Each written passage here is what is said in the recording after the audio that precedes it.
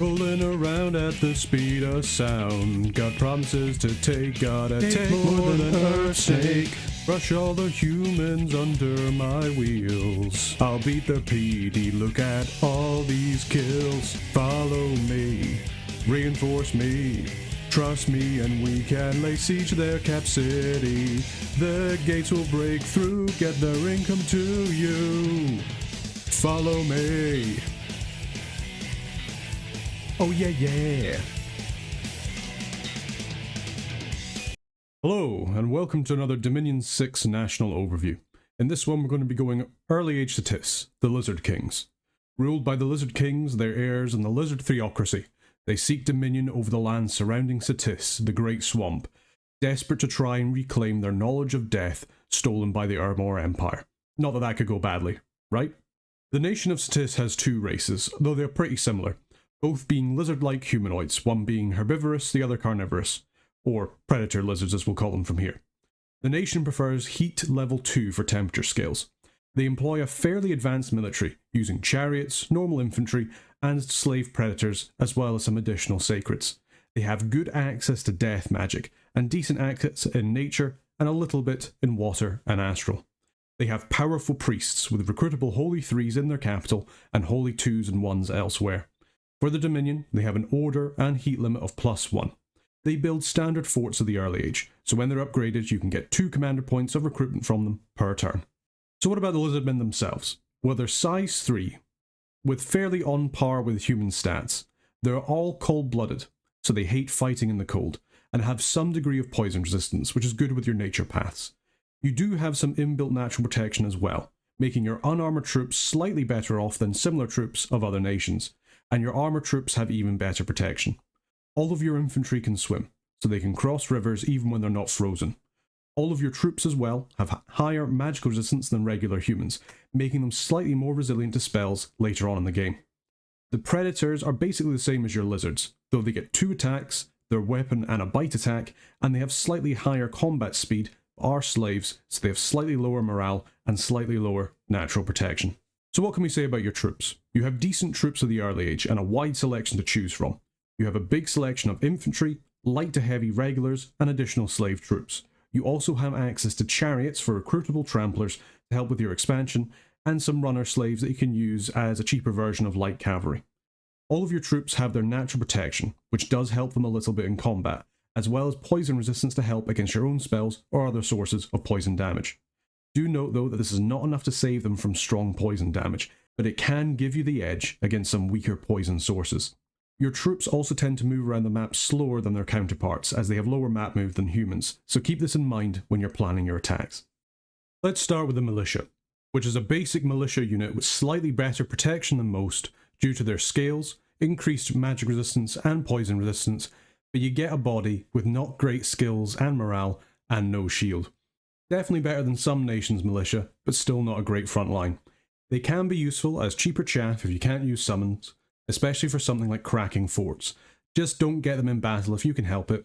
They'll die in droves to both ranged attacks and better units. The heavy infantry is a fairly well protected unit in the early age, having 16 protection and a decent shield. The main trade-off to this is their encumbrance of 7, meaning they can be fatigued out fairly quickly. Still, very good frontline units thanks to their protection, and they only cost 10 gold each, cheaper than some nations' front lines. Good to use buffs on to help them hold. Their morale does leave a little bit to be desired however, and their skills are fairly average. The City Guard is effectively your medium infantry, trading off a little bit of the protection that your heavier infantry has for less encumbrance and less resource cost. The lowered resource cost makes them slightly easier to mass versus your heavy infantry, especially if you don't have the production skills, and they hold the line nearly as well as they do. They have some additional castle defense, which is nice to have. Their skills are average, they only have 9 morale again, and they cost the same in terms of gold and recruitment points as the heavy infantry, so go for these guys if you need numbers and you're resource locked. They also don't have a helmet, which is not something that I like on my line holders if I can help it. The light infantry are the same as other typical light infantry of the age, having a spear, a shield and a javelin with no armour, though they do get 5 natural protection to help them slightly. Their javelin is nice, but is not as great on your slower troops as they're more likely to die to archer fire even with a shield. They do hold better than the militia, just slightly, but they're more of a niche troop unless you're too resource locked to recruit anyone with heavier armour, especially seeing as they cost the same in golden recruitment points as the city guard and the heavy infantry. The runner is the first of our predator slaves. They are much faster than your other infantry, both in battle and on the map, and they have slightly better attack but poorer defense skill than your other troops. They have no shield or armour and only 3 natural protection. They do, however, have a multi-attack, making them fairly strong on the offense. You can use these as groups of flankers for dealing with enemy archers due to their multi-attack and their high speed. Just watch out for other ranged attackers as they'll chew them up. And you'll need some way of dealing with the morale as well. They are also slightly more gold intensive to recruit than your other non-predators as well. The Slave Warrior is another naked predator lizard, not quite as fast as the runner but slightly higher hit points. They're effectively lizard versions of barbarians. They dish out a lot of damage for fairly cheap cost in terms of resources and recruitment points, but they will start to drop against any strong resistance. Good to use if you need some fairly hard hitters with a trident quickly, just expect to take some losses, and especially some attrition in expansion. The Falchineer is equipped like one of your city guards, but they also wear a helmet. They drop the spear and the shield in favour of 2 falchions, and have the ambidextrous feature so they don't take an attack skill penalty for using them. They do decent damage, and given that you can get 3 of these guys in a square, they do a lot of high damaging attacks for dealing with tougher targets. Thanks to their protection, they're also surprisingly tough as well. They will fatigue themselves out quickly though, so they're better used as a supplemental force for dealing with tougher or larger targets rather than a dedicated frontline. The Elite Warrior is like your Slave Warrior, but with armour and better skills. They have no helmet, which is a bit of a downside on a 15 gold unit, but their low resource and recruitment point cost makes them much easier to spam out than a unit like your Falchineers or other better protected units in a pinch. Useful for their multi-attack and high damage on their trident, and they will last a little bit longer than your unarmoured troops. The Lizard Chariot is a trampling size 6 unit with a driver and the chariot itself, pulled by a lizard. Both have decent protection, though the mount has higher and better hit points than the rider. Both do decent damage and give you 2 attacks per chariot, which they can use in addition to their trampling. This makes the charioteers fantastic at helping you expand. They're effectively little elephants, but with better morale and protection. A handful of them can expand into regular human provinces with little difficulty, and can rack up enough kills to either squad or army out the enemy before they fatigue out. Just be careful against larger forces, where their attacks and trampling could cause them to fatigue out and then get killed. They also have decent map move, and if led by a speedy commander can make effective small raiding forces in your first war, though they lack stealth or any other mobility to make them better at that role. They are quite costly, so you'll need good scales to get more than, say, 2 a turn in your forts. They're also not swimmers, unlike the rest of your forces, so rivers will block their movement, something to keep in mind so you don't get stranded. Moving on to your Sacred, the Serpent Dancer, who is capital only. She's not the best Sacred of the age, having only just above average hit points. She relies on her natural protection of 5 and has average stats, with the exception of her defense skill, which is at 16. She does have a staff that does magic damage and has a strong poison effect on damage, however. These Sacreds are not expanders. They'll take far too high attrition unless you have a massive bless. What they're useful for is countering other elites without poison resistance. Use them against units like Sacred Giants, or large tough targets without poison resistance, or units that are relying on magical protection that your magical attacks can circumnavigate. This way you'll get the best use out of them rather than frontlining with them. So what can we take away from your troops? Well, all your troops other than your Falchineers have slightly lower than average morale, so shoring that up with good leaders is very important to you. You have access to tramplers to help you expand if you have the scales for them. Otherwise, you can use higher attrition groups of Falchineers and slave/elite warriors to do the job. You have good protection on your heavier units for the age, so you can win fights through that against lighter troops, but you do have to watch out for their high encumbrance. This is especially true in cold provinces. You have cold-blooded on all of your units, so fighting in the cold will send your army to sleep sooner rather than later. If you're against strong elites, consider having a few Serpent Dancers with your bless and some buffs to take them out, especially if they don't have poison resistance. Moving on to your commanders. You have fairly good access to death with deep access with randoms, as well as some lighter access into nature, as well as some water and some astral. You're not primarily a communion nation, but you can get some access to it thanks to your lizard shamans. You have some good basic leaders, and more specialised one for your slaves as well. You have no national scout, so you're going to have to rely on independence for that role.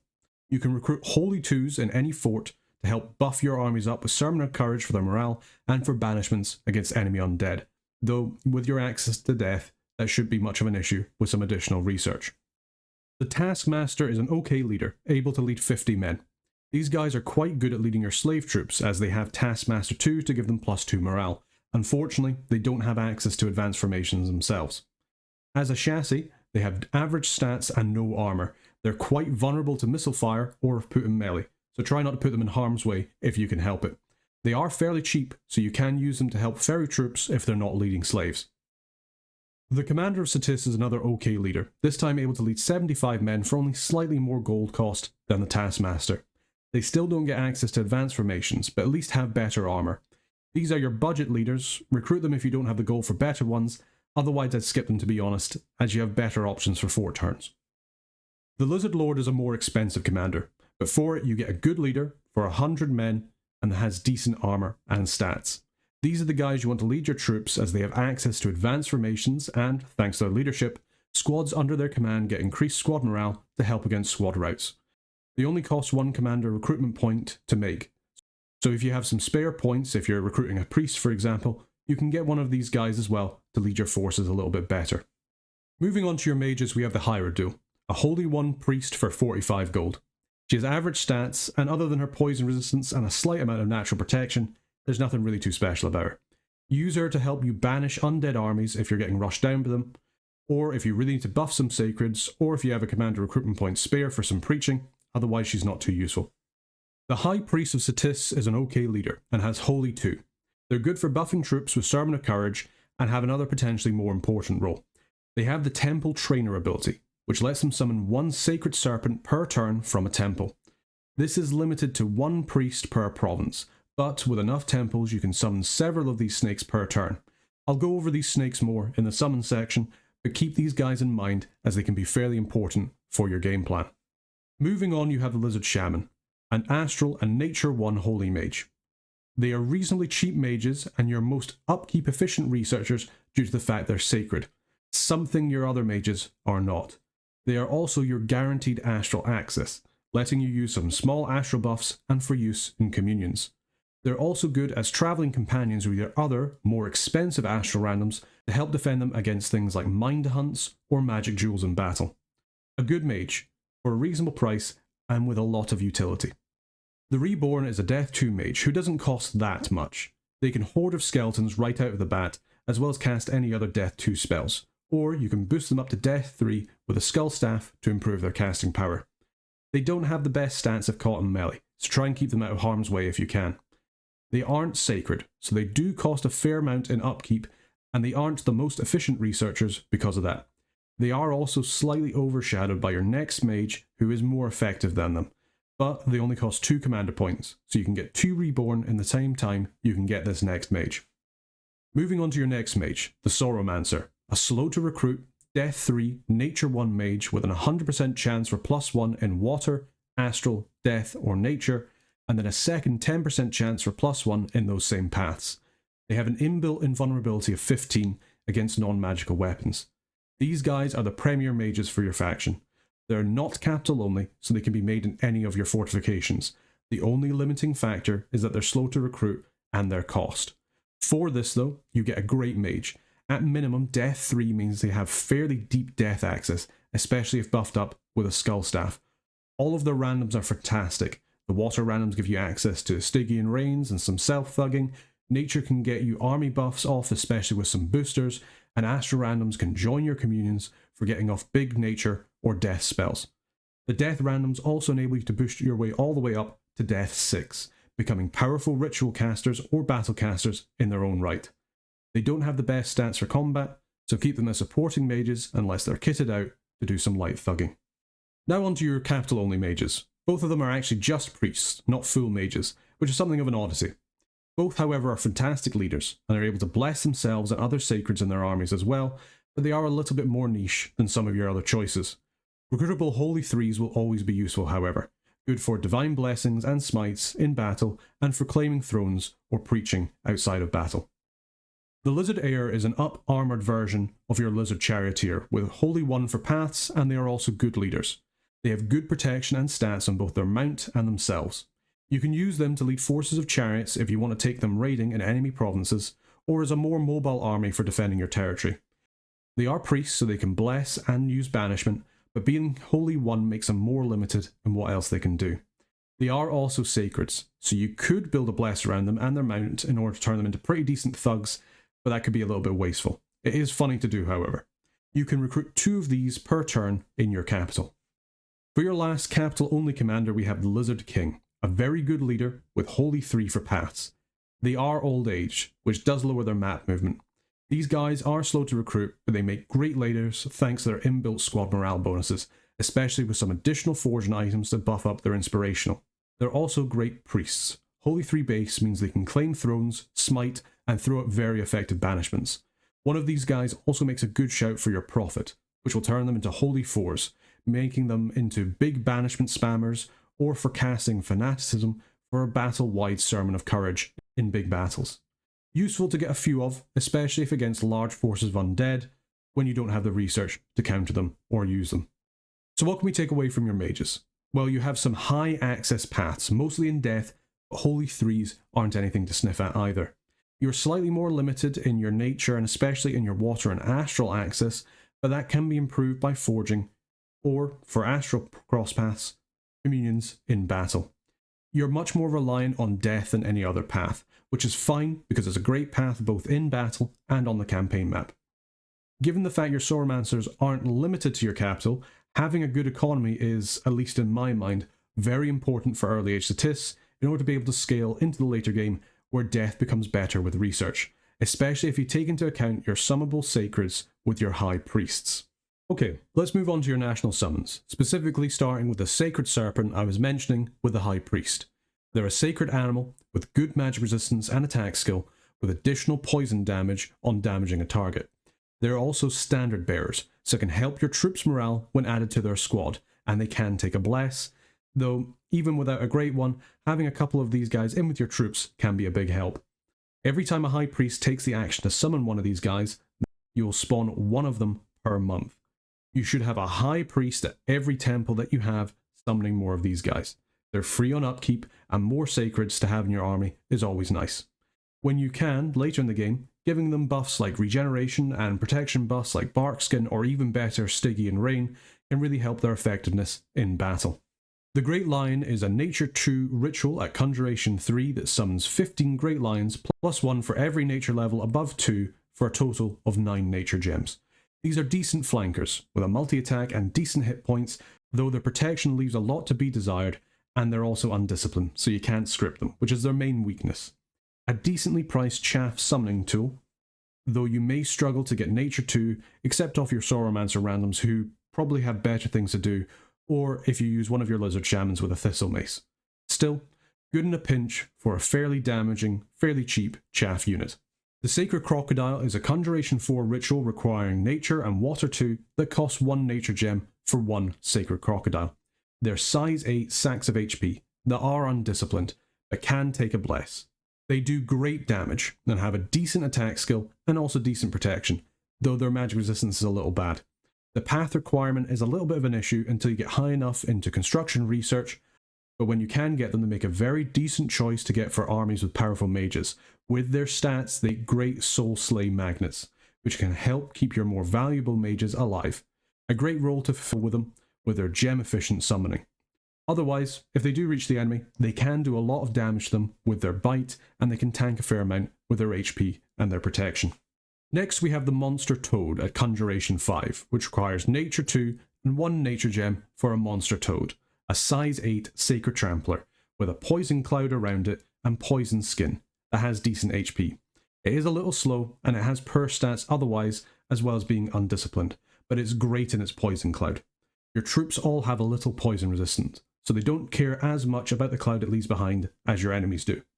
Have these big guys up front to suicide charge into the enemy lines and cloud them up before your main force clears out the survivors. Who knows, you might even have a toad or two left at the end of it. They might even make a Trampler Bless worth it, or at least more scalable into the late game, but outside of fun games, I wouldn't recommend it. Next up we have the Coatl, a summonable commander at Conjuration 7 for 40 Nature Gems, requiring 1 Nature and 1 Astral. They're sacred, good leaders, and have Astral and Nature 3 and Holy 2. While fairly costly in nature gems, they do give you a strong Astral Mage for use with your communions, unlocking high Astral and Nature battle magic. With their ability to fly, they also give you some decently maneuverable commanders in order to make something of a strike force. Finally, for the national summons, we have the Scorpion Man at Conjuration 8, for Earth 1, Fire 1, and for 12 Earth gems, which summons a Scorpion Man, who is a fairly scary combatant with fear, a bunch of attacks, and another gaze of fear. They're sacred, which is quite nice, but they come fairly late in the research tree, and they use two paths that you don't have access to nationally, meaning either your pretender or an independent mage will have to summon them. Too unreliable and late to be exceptionally effective in their mind. Still, if you have the paths to summon a few of these guys, they can be monsters on the battlefield, especially with a few buffs on top of them. Let's move on to your national heroes next. You have a few of them that you can get, and they're all decently useful, making luck a decent choice to go for.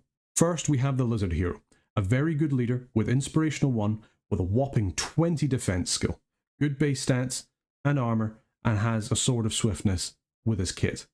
A really nice commander to get. He gives +3 to morale to squads under his command, making him a prime choice to lead your armies. With his stats and base gear, he should be fairly safe versus basic assassins or flankers, but don't send him into the front lines. He has no way to come back while dead, and he's more useful to you as a commander than as a thug. Still, do what you want with him. Next up, we have the Ancient Shaman, an Astral and Nature 2 and Holy 1 mage that's an okay leader. They have Taskmaster +3, and they're also sacred. Their main job is to forge you Starshine Skullcaps and Moonvine bracelets in order to help you get up the Astral and Nature paths. You can use her in battle, but with her path access it really helps you save gems by using her to boost your other commanders up through items rather than empowerments, and you have enough good leaders to use instead of her. Next we have the Reassembled Prince, a sacred Holy 2 mage who's a very good leader with Inspirational, who's also a size 6 trampler on an undead chariot with Unsurroundable 1, and is also immortal.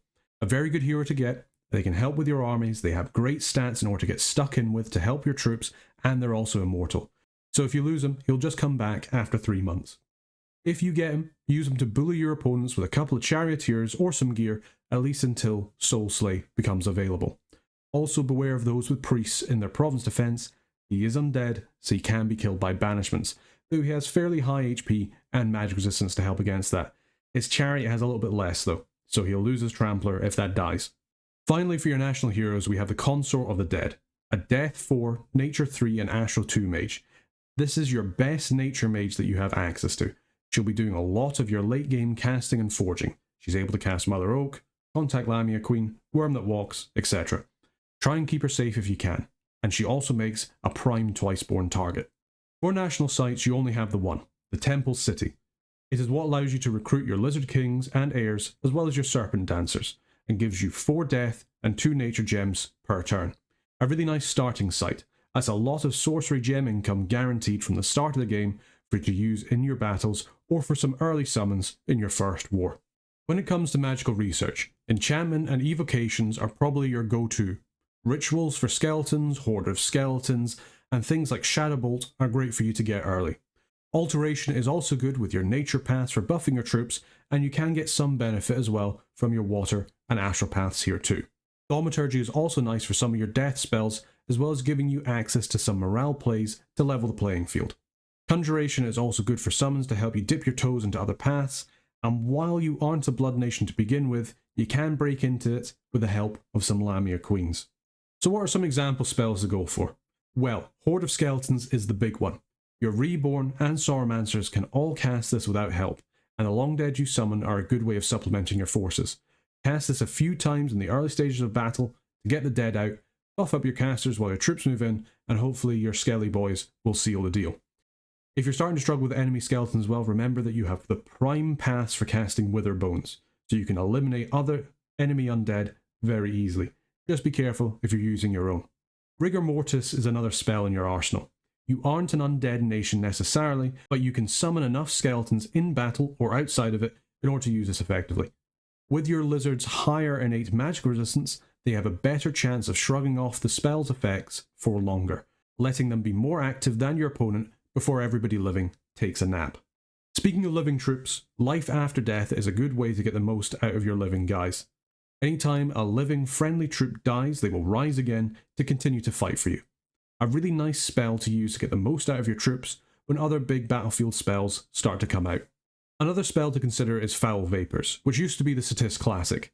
Now that it requires Water 1 and Nature 4 to cast, it's a little bit harder for you to cast for your Sauromancers, requiring both a Water random and 2 Nature boosters to be able to cast it for an additional gem, which is quite the gem investment.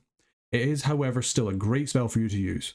Your troops' poison resistance will help them against most of the damage, same with any undead forces you may have, making them more likely to outlast your opponent on the field. With your Water random Sauromancers, you can also consider some point buffs. While it isn't the most efficient because of their size, you can buff up your chariots with Moss Body to really let them tear through the enemy lines without much chance of reprisal. The damage reduction on their already pretty good protection means that they can live much longer, and, if the Moss Body pops, the poison it releases shouldn't do too much damage to them. The same can be said of other level 1 or 2 point buffs, things like Body Ethereal or Quickness for your more elite forces. Group Bark Skin is another choice you have to boost up your troops' natural protection, as high as it can go with it, which is 10. This, in conjunction with your heavily armoured troops, can make them pretty difficult to stop by regular forces, though you do have to consider both the fire damage and the heat that you're fighting in. In high heat provinces, you could make your units worse by taking more fire damage. Using immobilizers is another great way of helping your troops hit the enemy, especially those with better defense skill. The best way to do that is either immobilizing them or fatiguing them out. Use spells like Shadow Blast, Wild Growth, or Stellar Cascades in your communions, which can do quite a good bit of work of thinning out the enemy formations and dealing with enemies that are better than your troops. Your guys can't be hit if the enemy is asleep. Finally, as always, we have the morale plays, this time using Terror or Panic in Thaumaturgy. Given your troops lower base morale, having some way of impacting your opponent's morale should even the playing field slightly, especially if you're using this in conjunction with fear-causing units, or while buffing up your own morale with forging items. When it comes to non-national summons, Reanimation is another one to consider. It's a ritual to summon Long Dead, which may sound like a waste of death gems, but the Long Dead that Satis summons are Long Dead lizards, either the herbivore kind or the predator kind. The predator kind retain their multi-attack even in death, making them quite scary as far as Long Dead goes. Given that you have 4 death gem income from the start of the game, and you have good death mages to site search for death, you can amass a fairly large death income, which will let you make your own skeleton core in your army to help out your living troops. In the same vein, Pale Riders is another good spell for you. While you have chariots and runners, you lack actual fast cavalry, a niche which the Pale Riders can solve for you. You can summon 20 of them for 10 death gems, which actually makes them pretty efficient, which you can then use to help your armies or your raiders in taking out archers, or for using them to attack the rear of enemy armies. Speaking of raiders, summoning Banes or Wraithlords give you some fantastic thugging opportunities, and aren't that hard to get on your nation with some death boosters. They also make great undead leaders if you do go for the more permanent dead tactic rather than summoning them in battle. They don't, however, unlock much for you in terms of paths that you don't already have access to, but their chassis can make them into pretty scary thugs. Lamia Queens with your death and nature axes are another fairly obvious choice, giving you some death and some nature with some blood or water cross paths as well, which is really what you're hoping for. Dipping your toes into blood, while research intensive, can give you the late game variety of spells you need to catch your enemy off guard, and can give you a pretty tanky mage in terms of thugging thanks to her second form. Mound Fiends are another good summon for you, not just because of their pass but also because they're reanimator priests, able to help supplement your forces of the dead without using further gems. On top of that, at Death 3, they're decent supporting mages if you can spare them.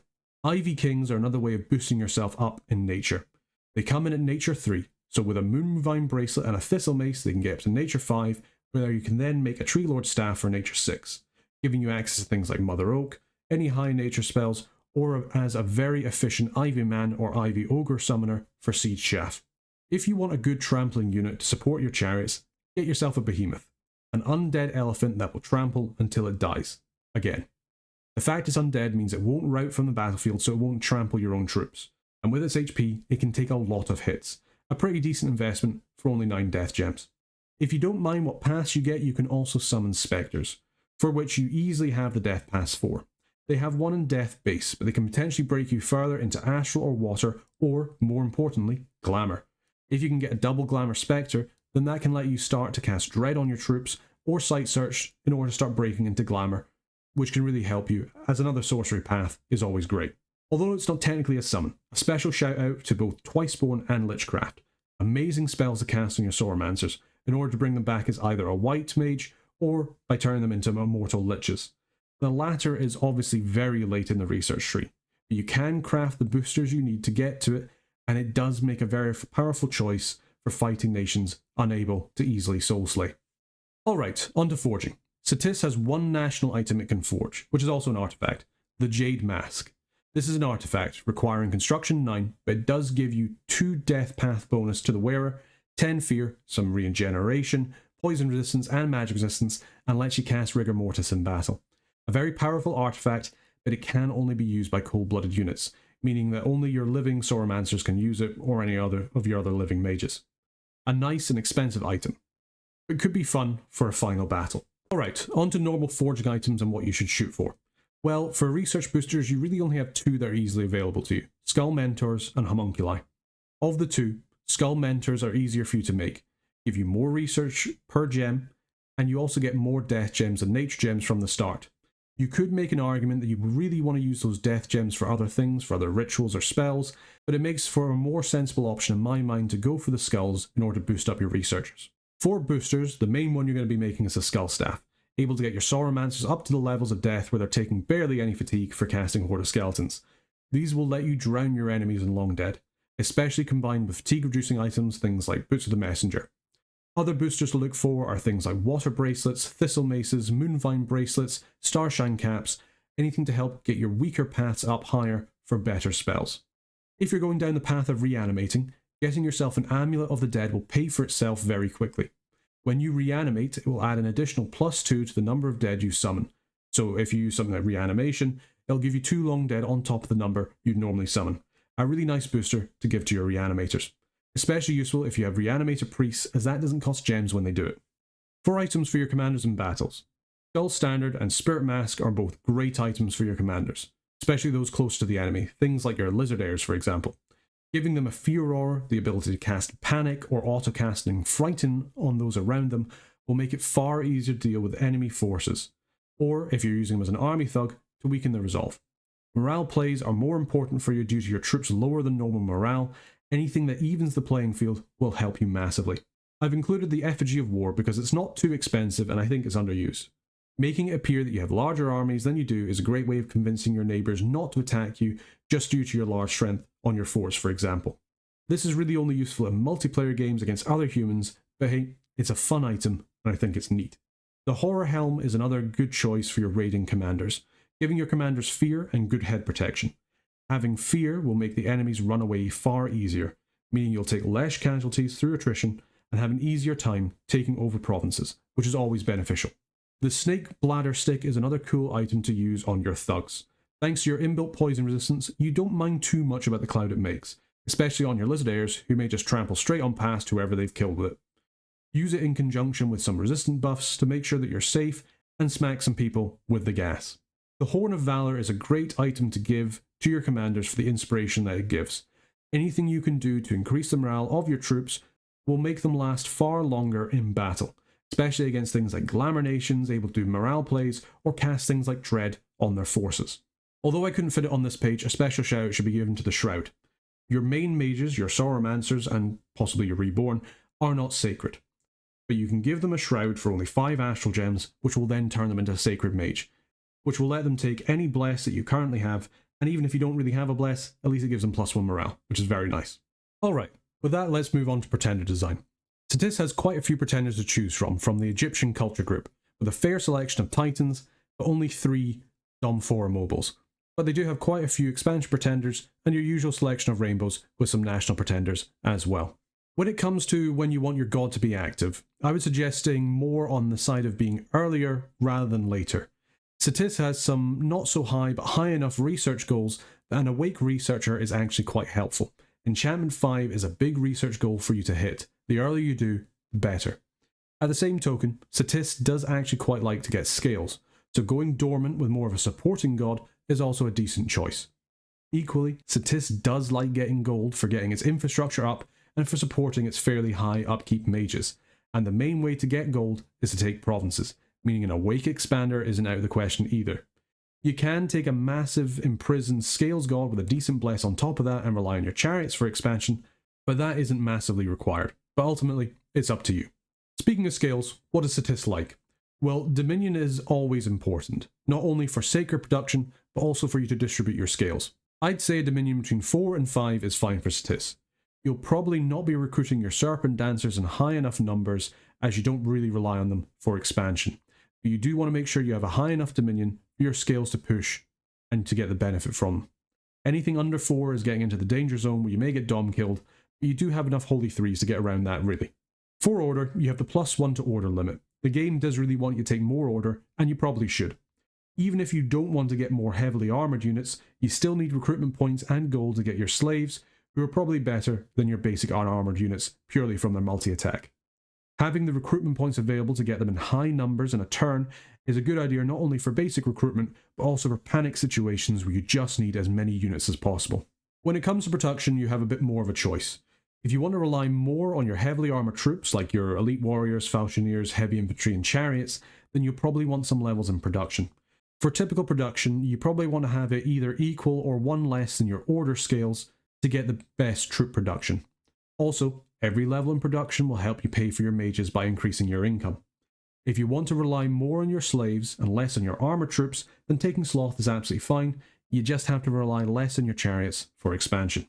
When it comes to heat scales, Satis prefers heat scale 2 and has a heat limit of +1. This means you can go anywhere from +3 to -1 heat scales. I would say, unless you're doing some ridiculous hell bless, stay away from heat -1. Not only will it tank your income, but you'll take additional fatigue on all of your units in your Dominion from the heat scales being away from the preference and from cold-blooded. Absolutely awful, not worth it in my mind. Heat 0 can be a choice, but has the same issue as that in winter turns. The minimum I would go to Heat 1, which is probably preferable to Heat 3 due to the population death in your Dominion that you get in the summer when you reach Heat 4. But keeping it where it is also a very valid choice if you can get points for your Bless or your God elsewhere. For growth or death, it's entirely up to you.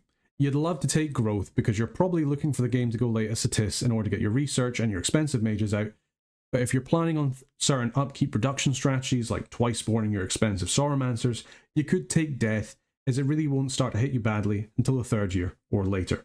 For fortune and misfortune, it's again personal preference. You have some decent heroes that are useful for you for their paths and their ability to lead armies.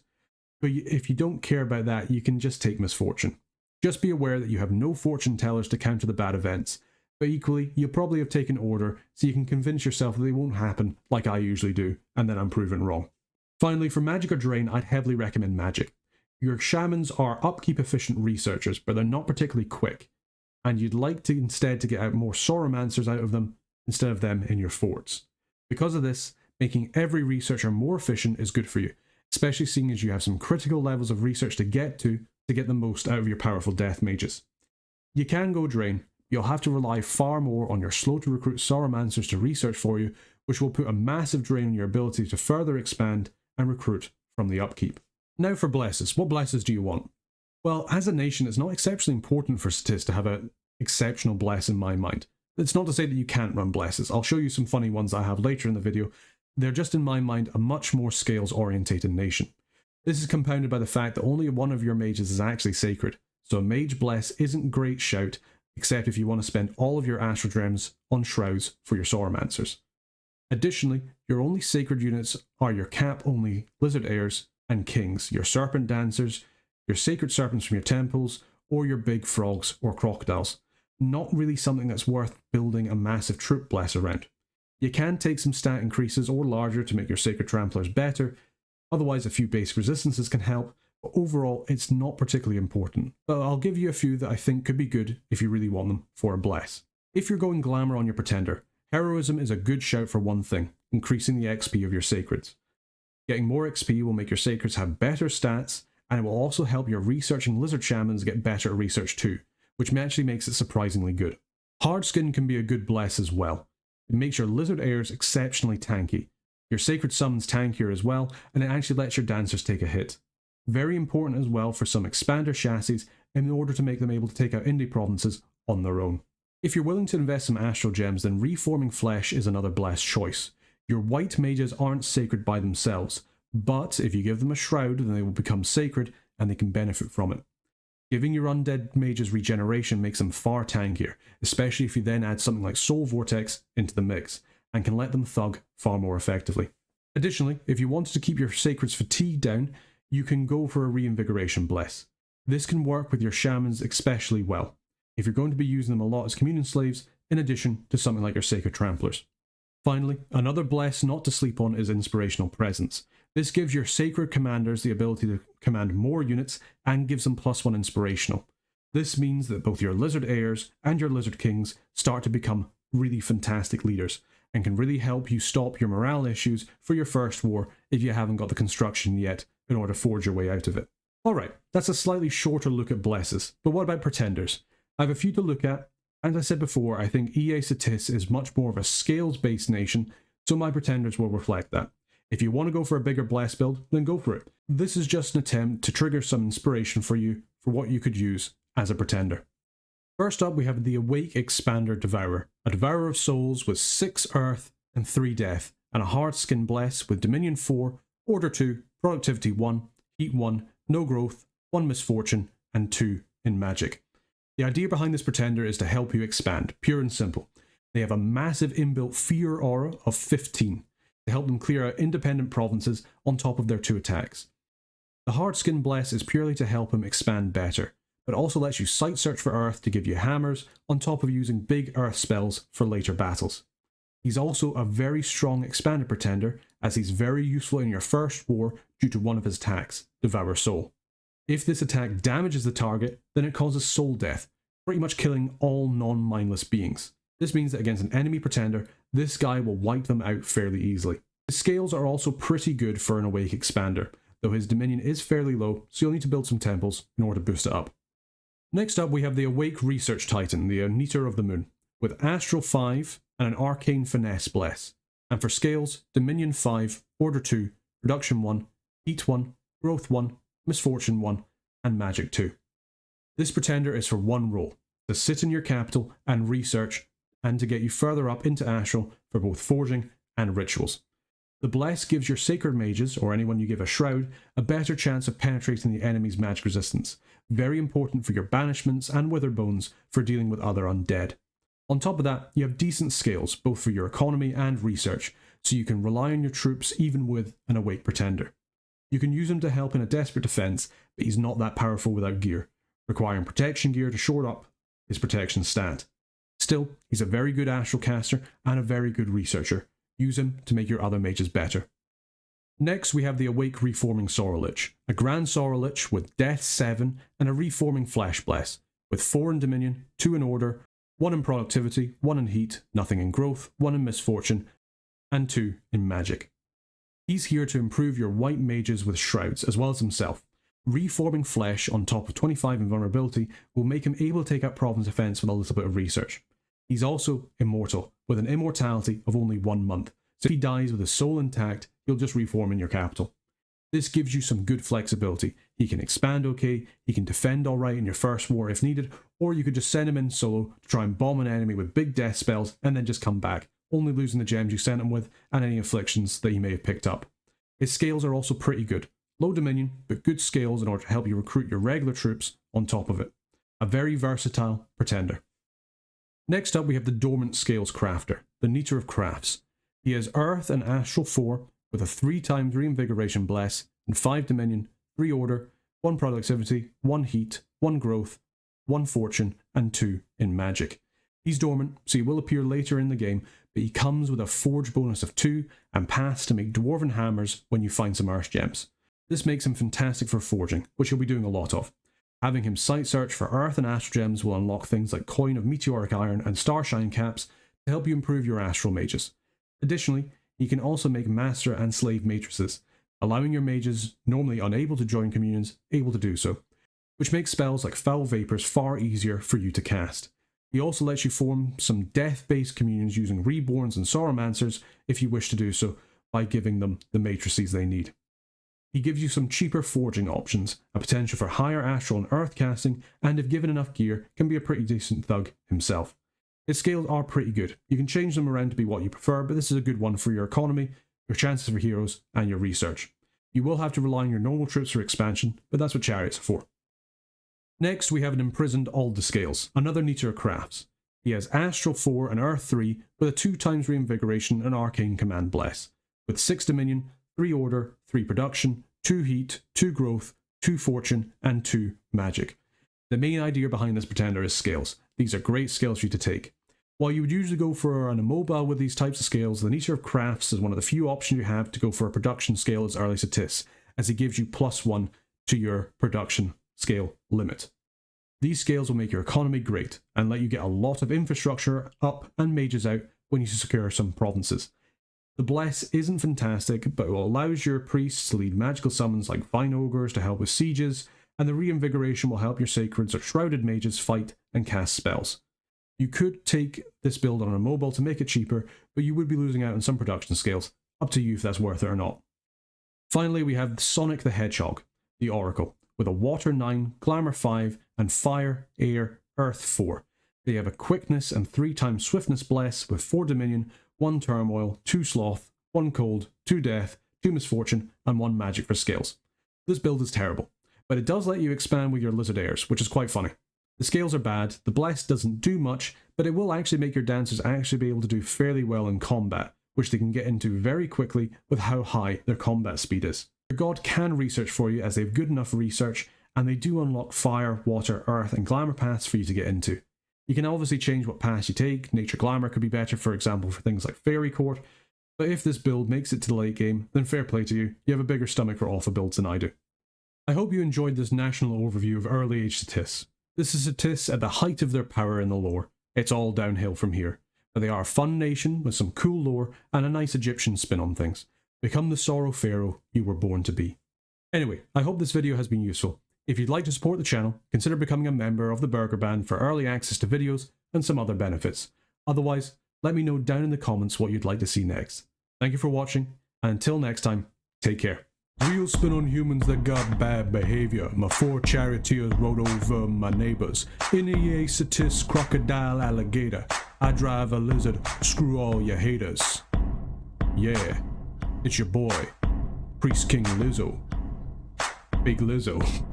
Yeah. God, that's stupid.